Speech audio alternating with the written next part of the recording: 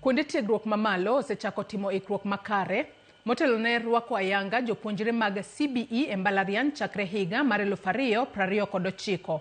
Jolony e weche mag somo maloso e mbalariany ma Methodist e kinde nyisruok mar lai mar CBE, jalup chancellor mar kar tiegruogno Profesa John Ataya okoni thoth tiegruok ma idhi chiw e kuonde tiegruok dhi bedo e lai mar CBE kendo ma emomiyo owinjo chiw tiegruok motelo ne jopuonj kod jopuonjre motelo ne donjo ayanga e mbalariany. We pass, so the training program for teachers is so practical that the teachers are able to roll it out or to do the same in class. The reason Gravity CBC Resource Center is here today is because we are probably the first university to have partnered with them in terms of building that capacity for our staff.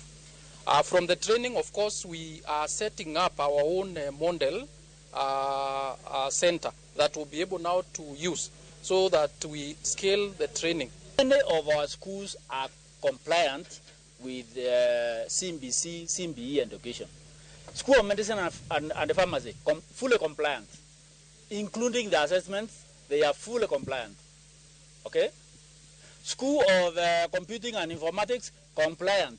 You don't only invite the schools, also invite the parents and communities so that they can come in and understand the concept, the pathways, the different choices that are available, and even how to be able to improvise at home and even to assist the children to do homeworks and assignments.